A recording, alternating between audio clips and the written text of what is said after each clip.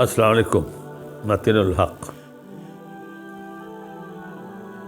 आज जो मैं मौजू लाया हूँ, लेकिन मेरी गुजारिश है इसको देखिएगा फुर्सत में, और जो साहिब औलाद हैं उनसे खुसूसी गुजारिश है कि अगर उनको अच्छा लगे इसको आगे बढ़ाइएगा ज़रूर। ये मामता उसके बारे में आपसे बात करने लगा हूँ। ज़िंदगी ज़ाहिर है, ज़िंदगी बहुत कुछ देखने को मिलता है। 3-4 वाक़यात छोटे छोटे ऐसे हैं जिसमें मामता का जो जज्बा है वो उरूज पे देखा मैंने।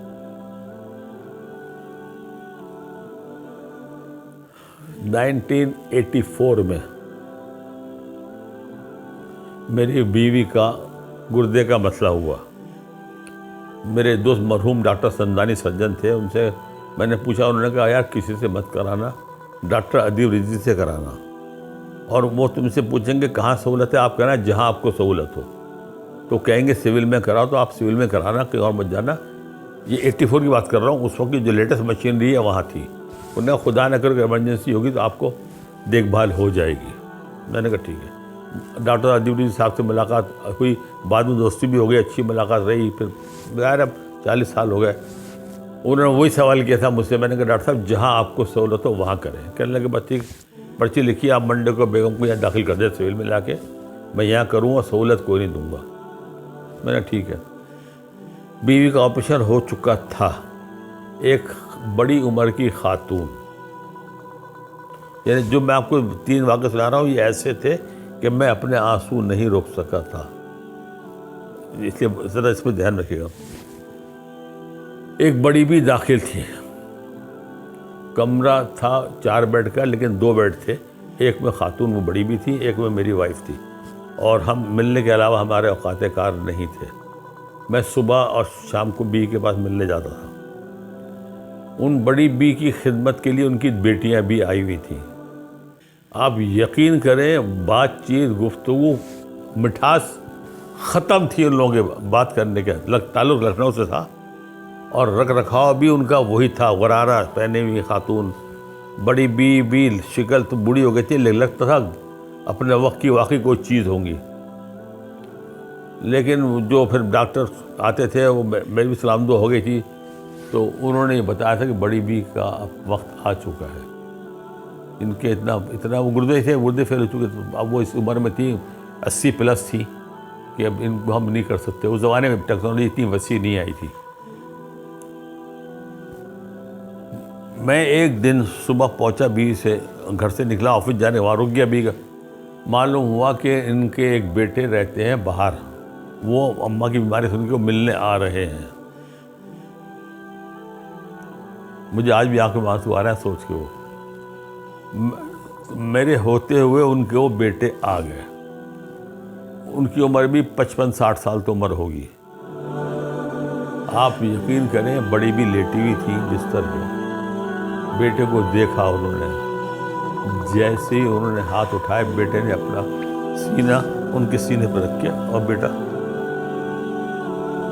ऐसे 5 मिनट, यकीन करें 5 मिनट कम से कम ऐसे गुजरे। ना बेटे में हरकत थी, ना माँ में हरकत थी। लोगों को शुबह हुआ कि इन दोनों में से कोई एक गुजर गया।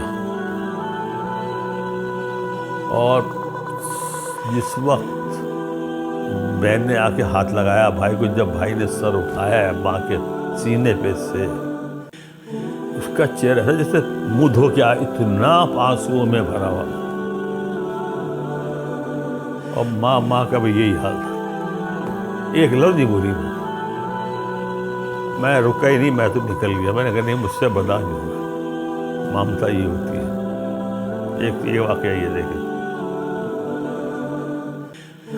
दूसरा वाक़या 2 साल पहले, पिछले साल मेरे बेटे अब बहू हज करने गए, और वो गए थे उसमें प्राइवेट फ्लाइट से आ रहे थे।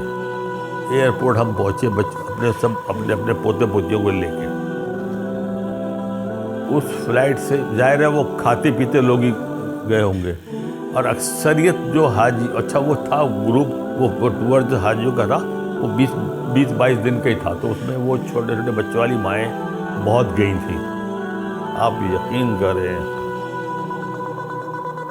कितने छोटे छोटे बच्चे अपने बड़ों के साथ अपनी माँ को रिसीव करने के लिए आए थे। और ऐसी ऐसी अपग्रेड फैमिली, ऐसी छोटी मोटी नहीं, लेकिन जिस वक्त वो आती थी जहाज से उतर के, वो इधर बच्चे भाग के जो माँ को गले लगते थे, अल्फाज नहीं है, आंसू पट पट पट पट, चूमे जा रही हैं, चूमे जा रही हैं, चूमे जा रही हैं बच्चों को। कोई मुझे कहाँ है, पर वो सीन भी नक्श है। तीसरा एक सीन था वो जो मैंने उसका रावी नहीं, लेकिन मेरे दोस्त के साथ हुआ।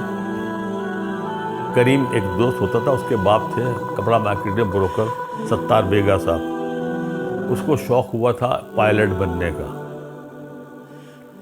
प्राइवेट एरो क्लब से प्राइवेटली उसने प्राइवेट लाइसेंस हासिल कर लिया कि मैं अमेरिका जाऊंगा, वहाँ मुझे जॉब मिल जाएगी।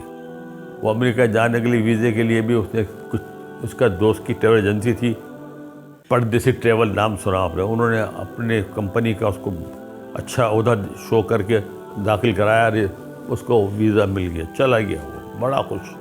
ये 80 के आसपास की बात है। वहाँ पहुँचा, वो नौकरी नहीं मिली, वीज़ा का टाइम ख़त्म, वहाँ रुक गया वो। 10 साल के बाद वो आया पाकिस्तान। राब्ता रहा माँ बाप से उसका फ़ोन पे, पैसे भेजता रहा खर्चे को। माँ बेचैन थी बेटे से मिलने के लिए। जब वहाँ उसने ग्रीन कार्ड ले लिया, शादी कर ली, उसके बाद वो आया पाकिस्तान। अब मैं आपको बताता हूँ, उसकी फ़्लाइट थी मिसाल के तौर पे इतवार की रात, इतवार का दिन गुजरने के बाद पीर की रात शुरू होती है, रात को 1-2 बजे। सुबह, इतवार की सुबह से उसकी माँ ने उधम मचाना शुरू कर दिया, मुझे एयरपोर्ट ले चलो, क्या पता पहले आ जाए वो। समझाते रहे, नहीं मानी। दोपहर को 11-12 बजे ले गए बच्चे माँ को, बाकी भाई बच्चे ले गए। वो एयरपोर्ट जाके बिठा दिया, बस बैठे, अम्मा आ रही, बैठी देख रही है। जिस वक्त वही सीन हुआ है, लोग जो वहाँ मौजूद हैं वो जो बताते थे, वो इसे बताया था जिस तरह माँ बिलक बिलक के रोई है एयरपोर्ट पर उसको मिल के।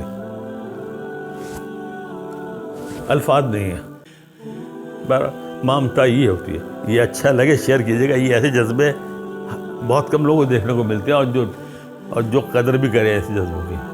दुआ करें अल्लाह हम सबको अच्छे हालात दिखाए, बहुत हो गया, दुआ करें। अच्छा, एक मैं तौज़ी कर दूं, मेरा पिछला प्रोग्राम था जिसमें मैंने एक दोस्त अब्दुल खालिक का जिक्र किया था। कुछ मेरे चाहने वालों ने सवाल उठाया था कि यार तुम इतनी याददाश्त अच्छी है, तुम क्यों नहीं पहचाने दोस्त को जब तुम्हारा अच्छा साथ काम करता रहा। तो मैं उसकी तौज़ी कर बता दूं, मेरे जब उसकी दोस्ती हुई थी क्लीन शिफ्ता कॉलेज में, अब जब मिला था सूफ़ी, लंबी दाढ़ी और पगड़ बाना हुआ, कोई पहचान सकता है ये अब्दुल खालिक हुआ।